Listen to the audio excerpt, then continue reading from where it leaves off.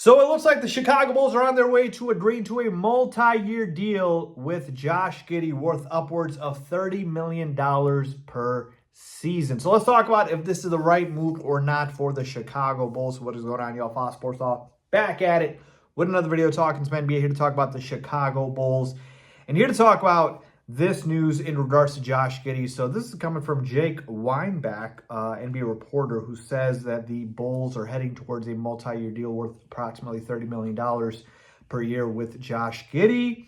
And I'm assuming this is probably going to be a 5-year deal. So we're looking at $150 million in the totality of the deal. So yeah, let's talk about if this is a good move or not. And let me just start by saying this. Look, I'm not the biggest Josh Giddey guy. When we traded for him in the Alex Caruso trade, I was not that excited because if you guys remember, Josh Giddey got played off the floor in the playoffs with the OKC Thunder. And this was a team that, not this past season, but the year before that, they went and were the #1 seed, and then they lost to the Dallas Mavericks. And Josh Giddey was just a guy that they just weren't comfortable playing because, you know, he was getting picked on and he was just a liability because he couldn't shoot much. So, yeah, like when the trade initially happened, I was like, man, we should have gotten more picks out of this. And obviously, Alex Caruso played a huge part in the OKC Thunder winning the title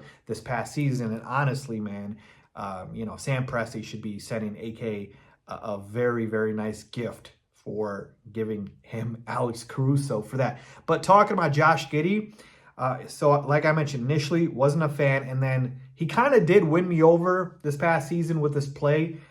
Taking a look at his numbers right here, played 70 games, averaged about 14.6 points per game, 8.1 rebounds, 7.2 assists, shot 46% from the field, and then here's the kicker, 38% from three, which is very solid, right? Near 40%. So he really did win me over. And, he's a guy that I feel like did improve a lot. And he had a great stretch of games, especially in the second half of the season.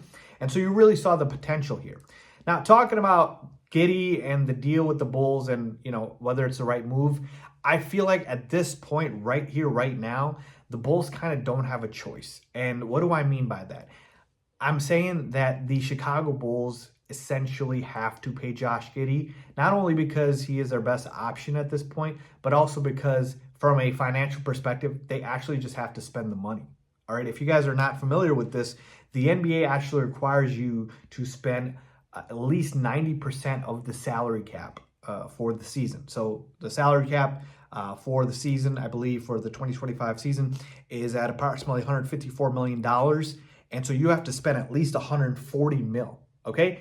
And this is what I will say. So I'm actually going to say something positive about this front office for once, which is that they actually have cleared the books a lot for next season in 2026, where the only guys they have under contract are Patrick Williams on that disgusting $90 million deal, Jalen Smith, Matas Bucelis, Lonzo Ball, Dalen Terry, and Julian Phillips. Now, Julian Phillips, Dalen Terry, Lonzo Ball are all, and Buzelis are all on team options. And then obviously you got the rookies now coming in with Noah Senge.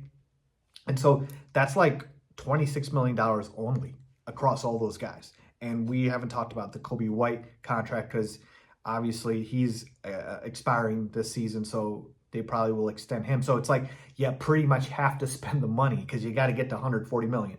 So in a way, you have all of this money that you kind of have to spend. Now, look, certainly he's hitting restricted free agency. What you could do is see what another team is willing to offer Josh Giddey. But I think what the Bulls are going to do at this point is before he even hits restricted free agency, they're just going to come to terms on a deal and just go ahead and say, look, Josh, we're just going to offer you this because honestly, folks, the only team that I think has salary cap space this offseason are like the Brooklyn Nets, okay? So I don't know if the Nets are going to throw a bag at Giddey, but there's not a lot of teams. So the Bulls don't really have a lot of teams to sort of go up against, and Josh Giddey probably knows that. So in that instance, so the first point being is they kind of have to essentially spend the money, and Josh Giddey makes sense because he's still only 22 years old, which is kind of crazy. I mean, he's still so young, and you do see some upside there. So the second part of it is I'm willing to go ahead and, sign Giddey and see how he develops here, because we've got two guys now in Bucelis and now Noah Sengay coming in who are going to need a guy to set them up. And say what you want about Josh Giddey, again, not a great defender, not a great shooter, although he did improve. He is a great passer, and he is a guy that will set his teammates up. And so that is what we need for a guy like Matas Bucelis to thrive. I want the ball in Bucelis' hands, but he's not a point guard, right? I want a guy to set him up as well. Same thing with the Sengay. These guys are going to be great in transition. They're long, athletic wings that like to get out in the open and make plays. So Giddey is a great guy to get them the ball. And again, he's a tall point guard. We're talking 6'8". So we're talking about a pretty big team right there if you look at that core of Giddey, Bucelis, and a Sengay.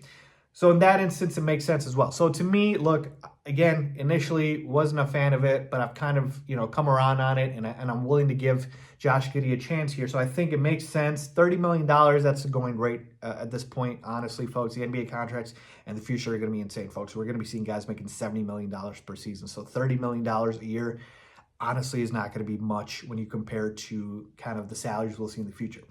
As far as Giddey and the future for him, look, if he keeps improving, man, like I do see Giddey, potentially being a part of this core. Again, he's just got to get better as a shooter and not be a liability on defense. But there is a world in which he can develop, and he just wasn't the right fit in OKC because he's a guy that needs the ball in his hands, and they already have guys like that, right? SGA handles the ball a lot. Jalen Williams needs the ball a lot. So there was no room for Giddey to grow in OKC. With the Bulls, he's the main primary ball handler, and so that's why you saw him thrive. So overall, I'm fine with it. It's most likely going to get done here.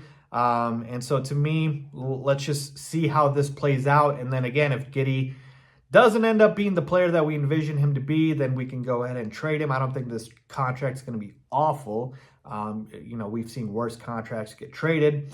But I'm trying to be optimistic about it and think that, hey, Josh Giddey, just being 22 years old, can get better, it can improve.